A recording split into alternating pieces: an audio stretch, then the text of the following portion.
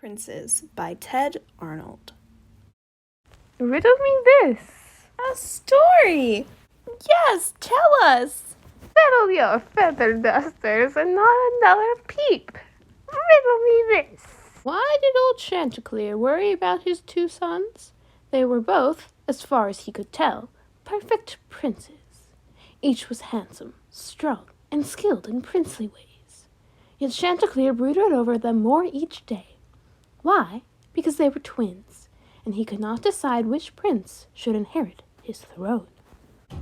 Their mother, the queen, had died while birthing Henry and Fowler. In the confusion and grief after her death, the poor midwife lost track of which prince was born first. She was banished from the court. Chanticleer loved his sons, but he was forever busy ruling the kingdom. While Henry and Fowler grew, he never had time for them. Indeed, he barely knew them. How could he now choose between them? Finally, late one night, a new thought gave the old king hope. His yearly hunting expedition was set to begin the next day. For the first time, he would take his twin sons. Perhaps, during the hunt, one prince might prove himself more worthy to one day wear the crown. In the morning, before the hunt, Henry and Fowler saddled their steeds, as they often did for a race around the city. Last one back is a rotten egg, Said Henry. Fowler screeched. Go! They charged from the gate, hooves and feathers flying. At a turn in the road, Henry began to take the lead, but Fowler cackled. Cock-a-toodle-oo, dear brother. And he took a shortcut through the market, despite the peddlers in the way. Henry saw what Fowler had done. He stopped to help an old woman who had nearly been trampled. Gathering her trinkets, he said, I am sorry about my brother. The old woman eyed him, then answered, You crossed the road to help me. Please take this in return. She gave him a tiny carved horse and rider, painted in Henry's royal purple. Henry rode on alone. His brother's foul play was nothing new. Today a shortcut. Yesterday ants in his saddle. Each time they raced, Fowler hatched some scheme to beat him. But Henry kept racing because he simply loved to ride. Back at the gates, Fowler waited. Poor dear brother, He twittered. You're not the early bird today. Unruffled, Henry said, We'll soon see who catches the worm. The time arrived for the hunt. The entire city turned out to watch King Chanticleer lead the royal procession through the city gates. The hunting party was deep within the forest when King Chanticleer spied a worthy prey. He sounded the hunting horn and charged. The princes joined the chase. Fowler saw Henry taking the lead. Have you forgotten your place in the pecking order? He clucked and yanked on Henry's cloak. Henry clutched the reins to keep from falling. His horse whinnied and stopped. Cock-a-toodle-oo, dear brother, said Fowler. Fowler's words caused his father to glance back. Chanticleer never saw the low-hanging branch that plucked him from his saddle. Henry and Fowler watched helplessly as their father toppled to the ground. They flew to his side. The king croaked in pain. I fear for my life. He told his sons. The next king must be chosen quickly. Tomorrow morning, a horse race will decide which of you will inherit the throne. Tents were pitched, nests were feathered, and Chanticleer was made comfortable. Henry stayed with his father all night. Fowler paced outside. His only concern was how to win the upcoming race. At last he had an idea. By the light of the moon, Fowler gathered poisonous henbane. He fed it to Henry's horse and chuckled to himself. It is I who will one day rule the roost.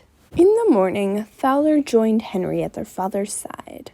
The king looked at each of his sons, then spoke. Our kingdom's future depends on this horse race. So let it be no ordinary race. Mark well my words.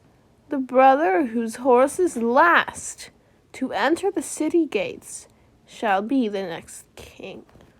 Fowler was furious. The last horse wins? He squawked. Surely, father, your wits have been scrambled by your fall. Feathers flew when he stormed out of the tent and spurred his horse away.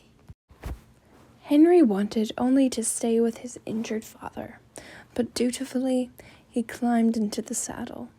When he realized his horse was sick, he dismounted. This must be Fowler's doing, he muttered as they began a slow walk back to the city. Hours passed before Henry emerged from the forest. Beside the road, his brother was perched on a rock overlooking the city gates. For once, dear brother, you may go first, Fowler said. Oh no, replied Henry. You go ahead, as always. I knew it, Fowler groused. There's no way to finish this feather-braid race. If I ride through the gates first, your horse will be last, and you will become the next king. And even you aren't foolish enough to go first and make me king. It is certainly a riddle, Henry agreed. They were so perplexed that neither prince saw the old peddler woman until she stood beside them and spoke. Messengers came to the city with news of your curious race. Who cares? Fowler shouted. Be gone, old biddy. Instead of leaving, she examined Henry's horse and eyed Fowler suspiciously. Then, from her tray, she gave each prince a trinket. Fowler tossed his away without a glance. Henry looked at what the woman had handed him, another carved horse and rider. He pulled the first one from his pocket. The new carving wasn't quite the same. The rider was again purple, but this horse was orange. I know how to finish the race, Henry announced. Then share your wisdom, Fowler demanded. It's simple, really, said Henry. We switch horses. If I ride your horse in first, my horse will be last. I will become the next king. And the same for you if you ride my horse in first. Well done, said Fowler. He leaped onto Henry's horse. Too late, he remembered the poisonous henbane. But your horse is sick. Whose fault is that?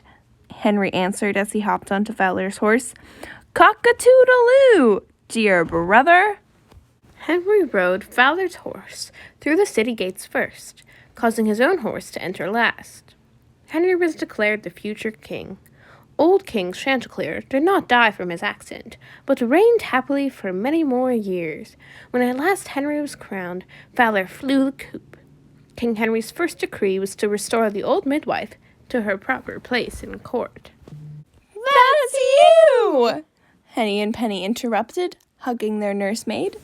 The old midwife smiled. So it is. Now let me finish. Henry ruled his kingdom with fairness and wisdom. He married a beautiful princess, and together they raised 2 lovely children. That's us! Prince Henry and Princess Penelope chirped. Yes, and with you too, the nursemaid added. King Henry and your mother will live happily ever after. The end.